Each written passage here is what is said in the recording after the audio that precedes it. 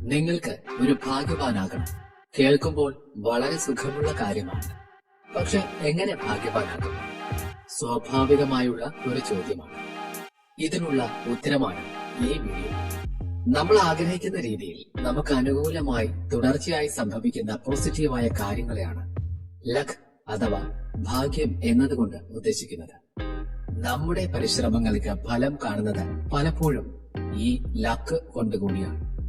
കലാകാരന്മാരുടെയും സ്വയം സംരംഭകരുടെയും വിജയഗാഥ എടുത്തു നോക്കിയാൽ മനസ്സിലാകും ഭാഗ്യമെന്നത് അതിലൊരു ഫാക്ടറാണ് എന്നത്. ശരിയായ സ്ഥലത്ത് ശരിയായ സമയത്ത് എത്തിപ്പെട്ടു എന്നതാകും അവരിലെ ഭാഗ്യം. എന്നാൽ ഇതിനെല്ലാം മുകളിൽ ഭാഗ്യമെന്നത് വെറുതെ കൈവന്ന് ചേരില്ല എന്ന സത്യം കൂടി നമ്മൾ മനസ്സിലാക്കേണ്ടതുണ്ട്. എന്നാലോ കൃത്യമായ തയ്യാറെടുപ്പുകളും സ്ഥിരോത്സാഹവും എന്തും നേടാനുള്ള കരുത്തുമുണ്ടെങ്കിൽ നിങ്ങളെ ഭാഗ്യം തേടിയെത്തുമെന്നതിൽ യാതൊരു സംശയവുമില്ല. ഉദാഹരണമായി വളർന്നു വരുന്ന ഒരു കലാകാരന്റെ ജീവിതത്തിലേക്ക് ഒന്ന് എത്തി നോക്കാം. ഇവിടെ അയാൾ ഒരു സിനിമാ നടനാവാൻ ആഗ്രഹിക്കുന്നു. ഒരു അവസരത്തിനായി ധാരാളം അലഞ്ഞു നടന്ന് അവസാനം ഒരു ചിത്രത്തിൽ വേഷം കെട്ടുകയാണ്. ഇതിൽ നിന്നും നിങ്ങൾക്ക് മനസ്സിലാക്കാൻ കഴിയുന്നത് എന്താണ്? അയാൾക്ക് അവസരം ലഭിച്ചത് കേവലം ഭാഗ്യത്തിന്റെ പേരിൽ മാത്രമാണോ? അല്ല. തന്റെ കഴിവിലുള്ള ആത്മവിശ്വാസവും അത് മെച്ചപ്പെടുത്തിയെടുക്കാൻ വേണ്ടി വർഷങ്ങളായുള്ള അയാളുടെ പരിശ്രമവും പ്രയത്നവും ഡെഡിക്കേഷനുമാണ് അതിന് കാരണമെന്ന് കാണാം. താൻ ആഗ്രഹിക്കുന്ന കാര്യത്തോടുള്ള കമ്മിറ്റ്മെന്റ്, അതിനുവേണ്ടി എടുക്കുന്ന എഫർട്ട് എല്ലാം ഇവിടെ മാറ്ററാണ്. യാതൊരു കഴിവുമില്ലാത്തവരായി ആരും തന്നെ ഇല്ല ഈ ലോകത്ത്. അത് പലതരത്തിൽ വ്യത്യാസപ്പെട്ടിരിക്കാം. എന്നാൽ ആ കഴിവുകളെ നിരന്തരം ഇംപ്രൂവ് ചെയ്യാനും പോളിഷ് ചെയ്തുകൊണ്ടേയിരിക്കാനുമുള്ള ശ്രമം ഉണ്ടാവണം. ഇല്ല എങ്കിൽ അവസരങ്ങളെ കണ്ടെത്താനും അത് വേണ്ട വിധം പ്രയോജനപ്പെടുത്താനും നമുക്ക് കഴിയാതെ പോകും. അതുപോലെ മറ്റു മനുഷ്യരുമായി ഒരു കണക്ഷൻ ഉണ്ടാക്കാൻ ശ്രമിക്കുന്നത് വളർച്ചയ്ക്ക് വഴിയുണ്ടാക്കും. ആത്മബന്ധങ്ങൾ മനുഷ്യർക്ക് മാനസികമായ ആരോഗ്യവും നൽകുന്നു. Lesson 1: think up. സ്വയം സമർപ്പണത്തിലൂടെ ഒരാൾക്ക് അയാൾ ആഗ്രഹിക്കുന്നതൊക്കെ നേടാൻ സാധിക്കും. നമ്മളെല്ലാവരും സ്നേഹവും ബഹുമാനവും ആഗ്രഹിക്കുന്നവരാണ്. ഇതിന്റെ ആദ്യ പടി എന്ന നിലയിൽ സ്വായത്തമാക്കേണ്ടത് ഒരു എംപതി തിങ്കർ ആവുക എന്നതാണ്. മറ്റൊരാളുടെ കഥ കേൾക്കുമ്പോൾ എന്ത് ചെയ്യണമെന്നോർത്ത് നമ്മൾ പതറിപ്പോവാറില്ല.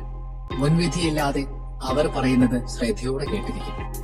ഓരോന്നും ചിത്രങ്ങളായി മനസ്സിൽ തെളിഞ്ഞു വരും. കഥയുടെ ഒഴുക്കിനൊത്ത് നമ്മളും നീന്തും. അങ്ങനെ അവരോടുള്ള തീവ്രമായ സഹാനുഭൂതി നമ്മുടെ ഹൃദയത്തിൽ എംപതിയായി പെയ്തിറങ്ങും. ഇങ്ങനെ നമ്മുടെ തന്നെയോ മറ്റൊരാളുടെയോ കഥ കേൾക്കുമ്പോൾ മനുഷ്യരുടെ വികാരങ്ങളെ മനസ്സിലാക്കാനുള്ള വിവേകം നമുക്കുണ്ടാകുന്നു. ചിന്തിക്കുക എന്നാൽ എന്താണ്? ഒരു കാരണത്തിന്റെ പേരിൽ ഒരു കാര്യത്തെ പരിഗണിക്കുന്ന പ്രക്രിയയെ പറയുന്ന പേരാണത്. അതൊരു ഐഡിയ ആകാം, സാഹചര്യമാകാം, ഒരു വ്യക്തിയാകാം, അങ്ങനെ എന്തുമാകാം.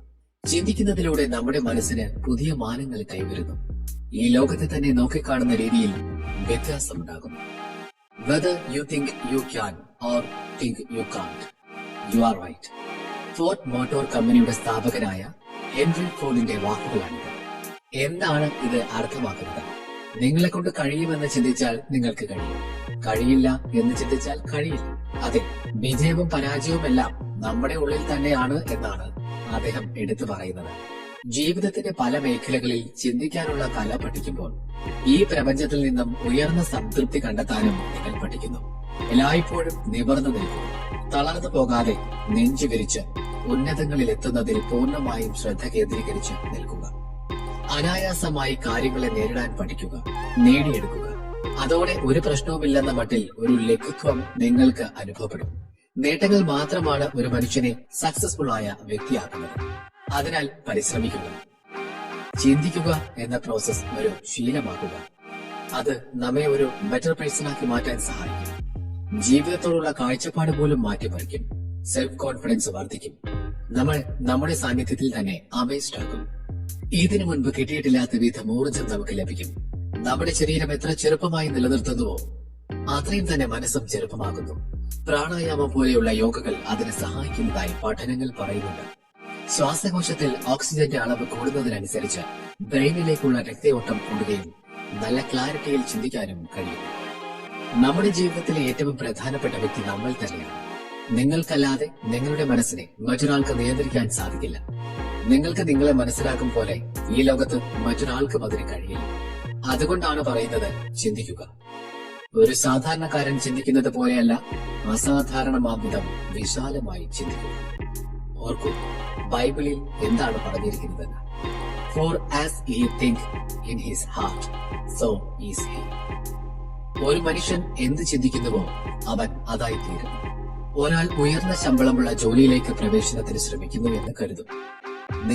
നിങ്ങളാൽ കഴിയുമെന്നതിന് മുകളിൽ വേണം എല്ലായ്പ്പോഴും ശ്രമം നടത്താൻ. എങ്കിലേ ശരാശരിയിൽ നിന്നും നിങ്ങൾക്ക് ഉയർന്നു നിൽക്കുവാൻ സാധിക്കുകയുള്ളൂ. ഇവിടെ ആഗ്രഹങ്ങൾ സാധിച്ചെടുക്കുന്നതിനുള്ള ഇന്ധനമാക്കി മനസ്സിലെ ചിന്തകളെ മാറ്റിയെടുക്കണം. അതായത്, എന്റെ ജോലിയെ എങ്ങനെ എനിക്ക് ഉയർന്ന തലത്തിലേക്ക് എത്തിക്കാം, എങ്ങനെ എന്റെ കഴിവുകൾ കൊണ്ട് മറ്റുള്ളവരുടെ ജീവിതം മെച്ചപ്പെടുത്താം, ഇവിടെ എന്താണോ ആവശ്യം അതേപറ്റി ആദ്യം പഠിക്കുക.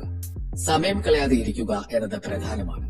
ബെഞ്ചമിൻ ഫ്രാങ്ക്ലിന്റെ വാക്കുകൾ ഓർത്തെടുത്താൽ മതിയാകും. Time is money. അതെ, സമയമാണ് സമ്പത്ത്. ഇന്ന് എന്ത് ചെയ്യുന്നു എന്നതിനെ ആശ്രയിച്ചിരിക്കും നാളെ എന്നത്. ഇന്ന് ഒരാളെ സഹായിക്കാൻ പറ്റിയാൽ സഹായിക്കുക. അത് നിങ്ങളുടെ കഴിവ് വർദ്ധിപ്പിക്കാൻ സഹായിക്കും.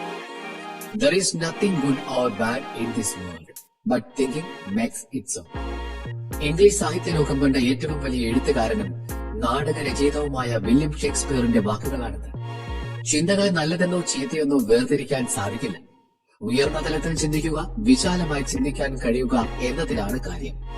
അമേരിക്കൻ എഴുത്തുകാരനും മോട്ടിവേഷണൽ സ്പീക്കറുമായ സിഗ് സിഗ്ലർ പറയുന്നത് ഇങ്ങനെയാണ്: positive thinking let you do everything better than negative thinking will. പോസിറ്റീവായി ചിന്തിക്കാൻ കഴിഞ്ഞാൽ നിങ്ങളെ കൊണ്ട് ചെയ്യാൻ സാധ്യമല്ലാത്ത ഒന്നും തന്നെ ഈ ലോകത്ത് ഉണ്ടെന്ന് നിങ്ങൾക്ക് തോന്നില്ല. എന്നാൽ അമേരിക്കൻ ശാസ്ത്രജ്ഞനും ബിസിനസ്സുകാരനുമായ തോമസ് ആൽവ എഡിസൺ പറയുന്നത് ഇങ്ങനെയാണ്: 5% of people think, 10% of people think they think, and other 85% would rather die than think. അതിനാൽ ഈ ഭൂമിയിൽ നമുക്ക് കിട്ടിയിരിക്കുന്ന ഈ കുറഞ്ഞ കാലയളവിൽ ചിന്തിച്ചു നോക്കൂ, എന്താണ് വേണ്ടതെന്ന്, ഉയരങ്ങൾ എത്തിപ്പിടിക്കാൻ എന്താണ് ആവശ്യമെന്ന്. ജീവിതത്തെ അതിന്റെ പൂർണ്ണതയിൽ കണ്ട് ആസ്വദിക്കാൻ നമുക്ക് സാധിക്കണം. Lesson 2, show up. നമ്മൾ നമ്മളെ തന്നെ സത്യസന്ധമായി മറ്റുള്ളവർക്ക് മുന്നിൽ അവതരിപ്പിക്കുമ്പോൾ അവർക്ക് നമ്മളിൽ ഒരു താല്പര്യം ജനിക്കുന്നു. അങ്ങനെ നമ്മെ അവരുടെ ഒപ്പം കൂട്ടാനും പുതിയ പുതിയ അവസരങ്ങളിലേക്ക് കൈപിടിച്ചുയർത്താനും കാരണമാകും. ഇതുവഴി അപ്രതീക്ഷിതമായ പല ഭാഗ്യങ്ങളും തേടിയെത്തുമെന്ന കാര്യത്തിലും സംശയമില്ല. ഭാഗ്യത്തെ സ്വാധീനിക്കുന്ന മറ്റൊരു ഘടകം ശരിയായ മൈൻഡ് സെറ്റും ആറ്റിറ്റ്യൂഡും. പോസിറ്റീവ് ചിന്താഗതിയുള്ളവർ മറ്റുള്ളവരെക്കാൾ വേഗത്തിൽ അവസരങ്ങൾ തിരിച്ചറിയുന്നു. അത് വേണ്ട വിധം പ്രയോജനപ്പെടുത്താനുള്ള കഴിവും അവർക്കുണ്ടാകും. ശുഭാപ്തി വിശ്വാസം ശുഭമായത് സംഭവിക്കാനുള്ള പ്രേരണ കൂടിയാണ്. എന്നാൽ സദാ നെഗറ്റീവായ ഒരാളിൽ നെഗറ്റീവ് എനർജി ആയിരിക്കും നിറഞ്ഞു നിൽക്കുക. തന്റെ മുമ്പിൽ വരുന്ന അവസരങ്ങളെ കാണാൻ പറ്റാത്ത വിധം അയാൾ നെഗറ്റിവിറ്റിയിൽ അന്ധനായിരിക്കും. പോസിറ്റീവായ ഒരാൾ ചെറിയ കാര്യങ്ങളിൽ പോലും ദൈവികമായ ഒന്നിനെ കണ്ടെത്തുകയും സന്തുഷ്ടനാവുകയും ചെയ്യും. തന്നെ വെളിപ്പെടുത്താനുള്ള അവസരത്തെ നന്ദിപൂർവ്വം സ്വീകരിക്കുന്നു. വിജയത്തിലേക്ക് അടുക്കുന്ന രീതിയിൽ തങ്ങളുടെ സ്വഭാവത്തിലും പെരുമാറ്റത്തിലും മാറ്റം വരുത്താൻ അവർ തയ്യാറാക്കും. ഒരു തീരുമാനമെടുക്കാൻ കഴിയാതെ വരുന്ന അവസ്ഥയിൽ പോലും റിസ്ക് എടുക്കാൻ തയ്യാറാവുകയും അവസരങ്ങളെ എത്തിപ്പിടിക്കുകയും ചെയ്യും. റിസ്കി ആയിട്ടുള്ള കാര്യങ്ങൾ ചെയ്യുന്നതിലൂടെ അവസരങ്ങൾ നമ്മെ തേടി വരാനുള്ള സാധ്യതയും കൂടുകയാണെന്ന് അവർക്കറിയാം. നമ്മൾ മറ്റുള്ളവരോട് ദയവുള്ളവരാകുമ്പോൾ നമുക്ക് നല്ലത് ഭവിക്കുന്നതായി അനുഭവപ്പെട്ടിട്ടില്ലേ? ഇതിനെ നമ്മൾ എന്താണ് പറയാറ്? നല്ലത് ചെയ്താൽ നല്ലത് തിരിച്ചു കിട്ടും എന്നല്ലേ? നന്മയെ നമ്മൾ ദൈവികമായ ഒന്നായി കാണുന്നത് കൊണ്ട് ദൈവത്തിന്റെ കരങ്ങൾ പ്രവർത്തിച്ചതാണെന്ന് വിശ്വാസികൾ കരുതും. എന്നാൽ അതിസാധാരണമായ രീതിയിൽ ഇതിനെയൊക്കെ നിയന്ത്രിക്കുന്ന എന്തോ ഒന്ന് ഈ പ്രപഞ്ചത്തിൽ പ്രവർത്തിക്കുന്നുണ്ട് എന്ന് വിശ്വസിക്കാതെയും വയ്യ. എന്താണ് ഒരു മനുഷ്യന് വിജയിക്കാൻ ആവശ്യമായത്? പണമാണ്. അംഗീകരിക്കപ്പെടുക എന്നതാണ്. പ്രത്യേകിച്ചൊരു ലക്ഷ്യമില്ലാതെ മുന്നോട്ട് പോകുമ്പോൾ നമ്മുടെ വഴികൾ നമ്മൾ കണ്ടെന്നു വരില്ല. എന്നാൽ കൃത്യമായ ഒരു ലക്ഷ്യമുണ്ടെങ്കിൽ പലയിടങ്ങളിലും നമ്മൾ തട്ടി വീഴാം. അതൊക്കെ ജീവിതത്തിലെ പാഠങ്ങളായി ഉൾക്കൊണ്ടുകൊണ്ട് മുന്നോട്ട് പോകാൻ പ്രേരണയാകും. കറക്റ്റ് ചെയ്യാൻ സാധിക്കും. ഒരു ആപ്പിൾ മരം മുന്നിൽ കാണുകയാണെങ്കിൽ അതിൽ നിൽക്കുന്ന ആപ്പിളിലേക്ക് ഷൂട്ട് ചെയ്യാം. അതിന് പുറത്ത് അതിന്റെ ചില്ലകളിലേക്ക് ഷൂട്ട് ചെയ്യാം. അതിനു മുകളിൽ ആകാശത്തേക്കോ അവിടെ പറക്കുന്ന കിളികളെ വേണമോ ഷൂട്ട് ചെയ്യാം. പക്ഷെ എന്തിലേക്ക് ഉന്നം വെക്കണമെന്നത് നമ്മുടെ തീരുമാനമാണ്. ആ തീരുമാനം എത്ര ശക്തമാണോ അതിനുവേണ്ടി നിങ്ങൾ എത്ര പഠിച്ചിട്ടുണ്ടോ, തയ്യാറെടുത്തിട്ടുണ്ടോ, അത്രമാത്രം നിങ്ങൾ ആ ലക്ഷ്യത്തിലേക്ക് എത്താൻ പ്രാപ്തരായി കഴിഞ്ഞു എന്നാണ് അതിന്റെ അർത്ഥം.